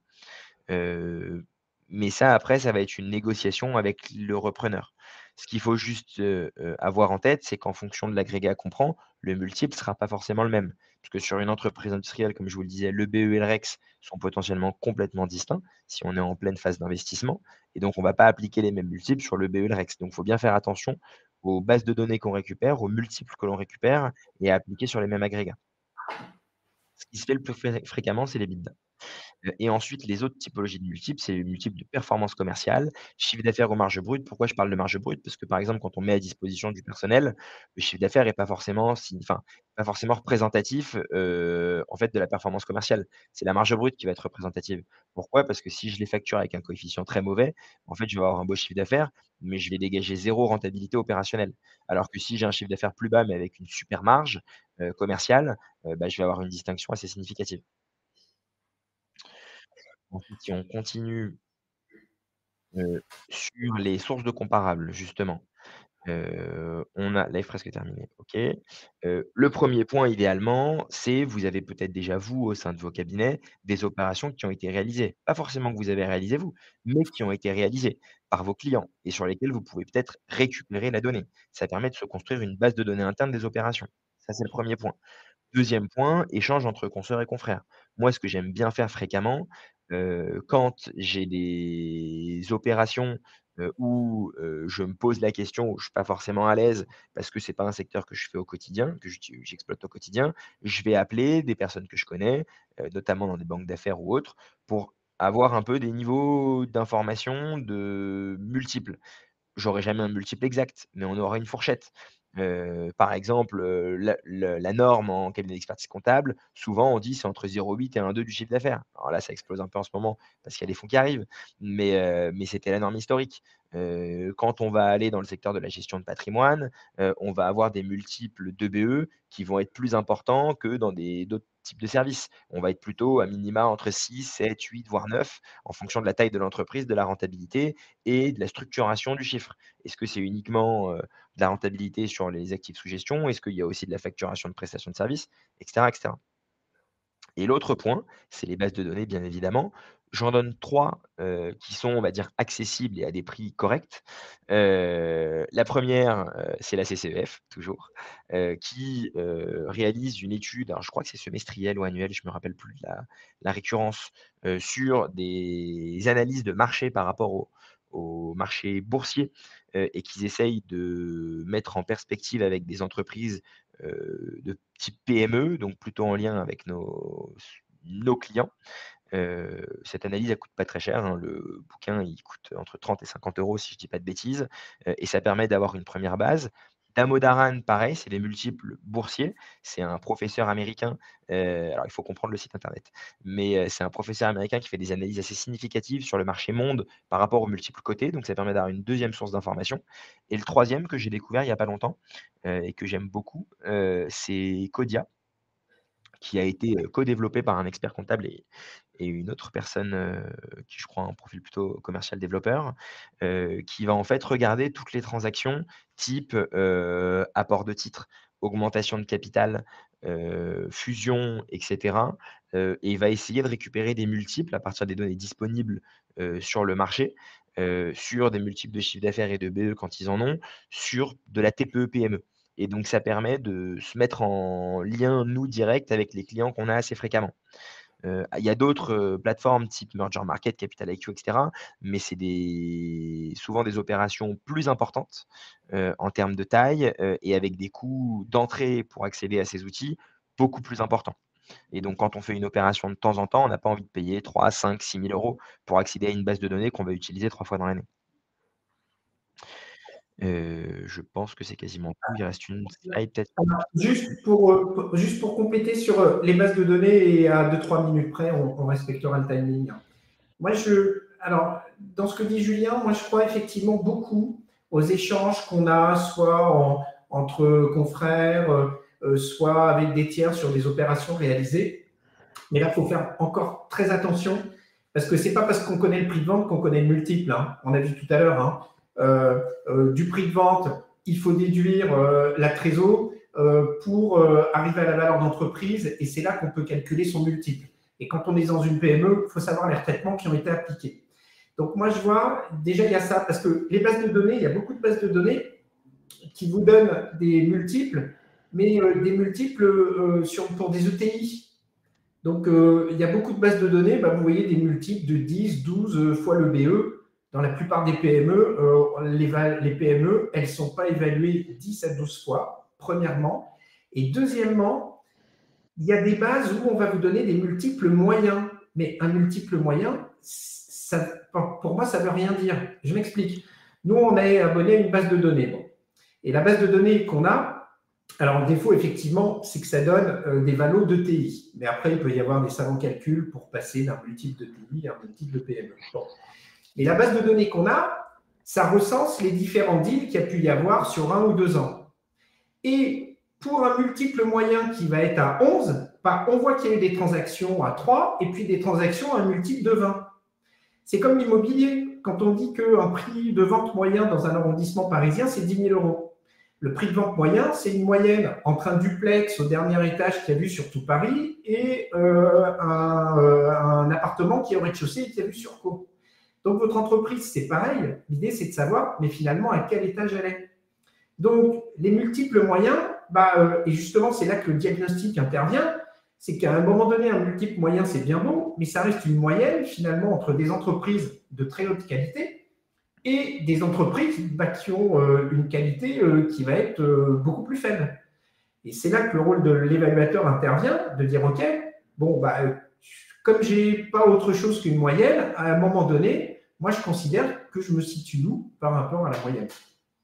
Ouais, tu as bien fait. J'ai voulu aller trop vite et j'ai pas oublié cette partie-là qui est fondamentale. C'est vrai qu'il faut toujours faire attention aux multiples par rapport au sujet de retraitement et autres, et jamais oublier que la trésorerie ne fait pas partie des multiples.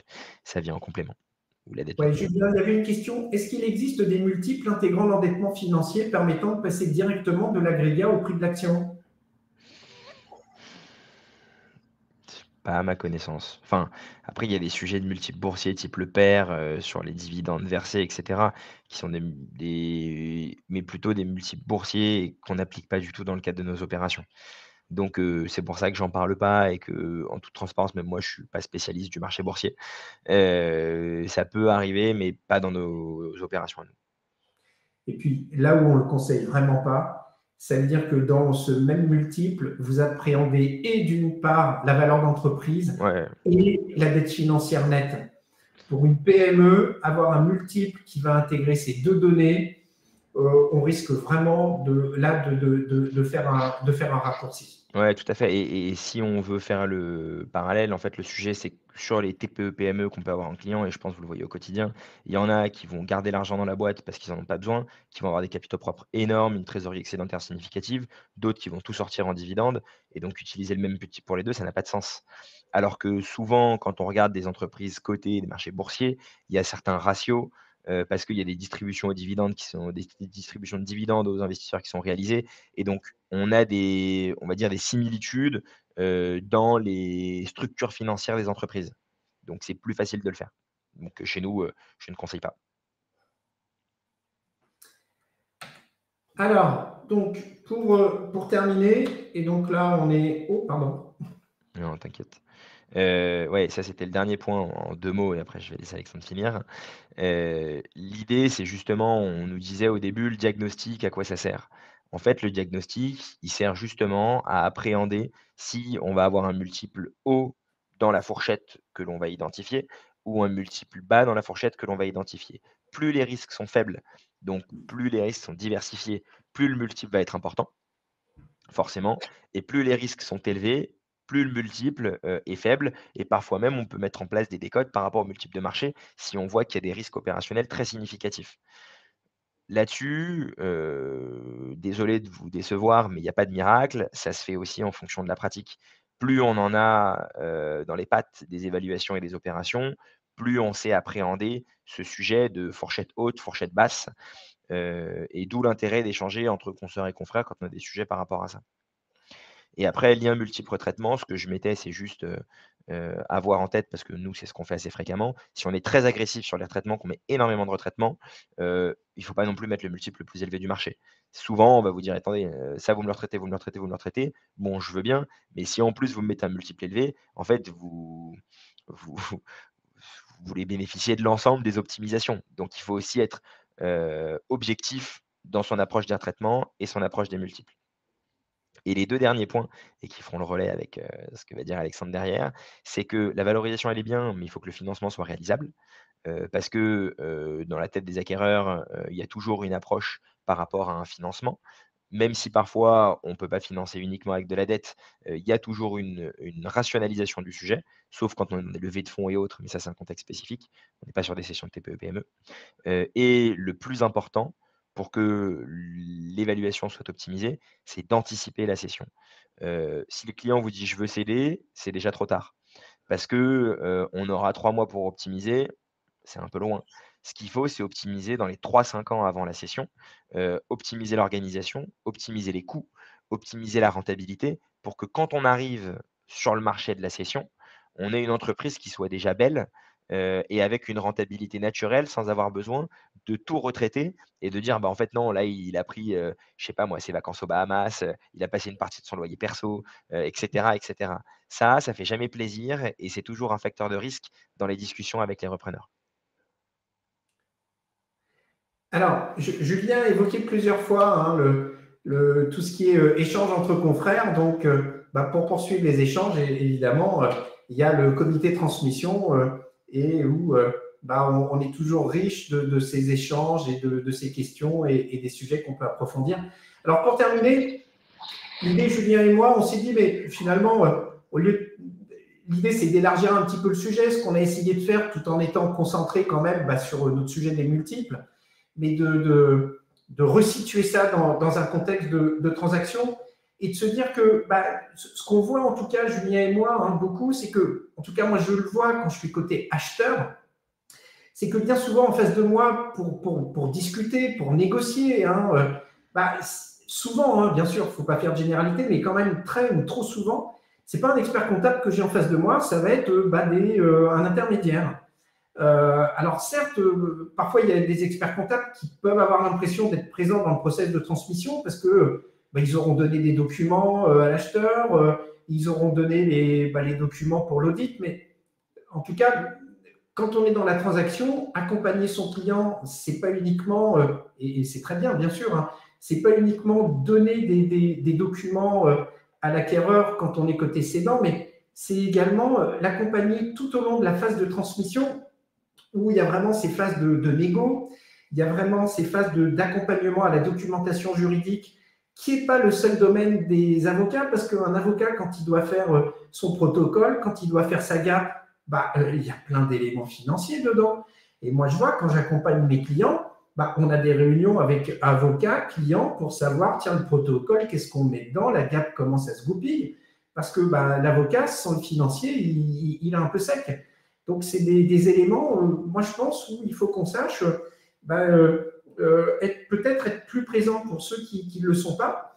Parce que c'est des moments, en tout cas sur le plan humain, moi, je vois qu'ils sont très, très forts. Quand vous avez affaire à un cédant qui vend sa boîte, il s'est investi dedans pendant des années, et si c'est un départ à la retraite, il est en train de penser à la vie qu'il aura demain et après-demain.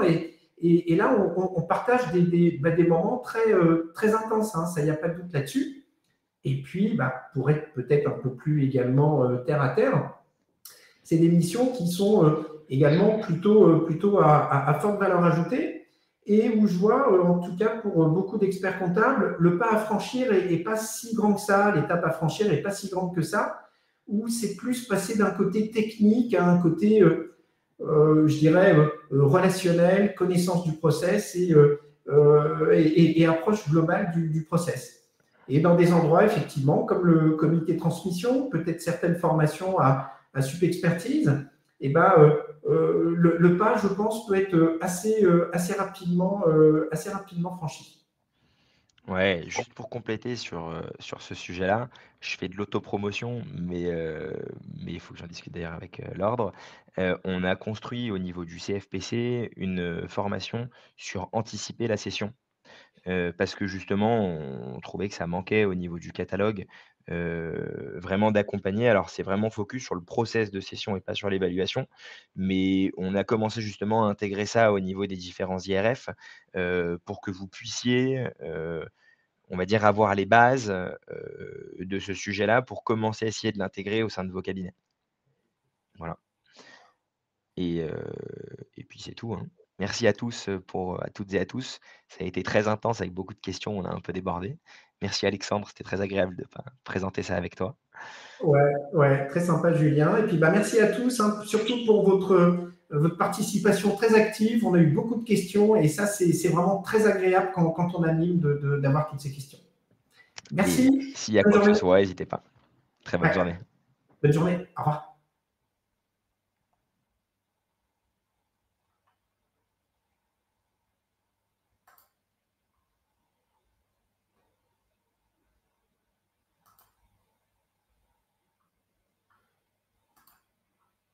Je vais lui dire. Mais je pense que je vous laisse quitter.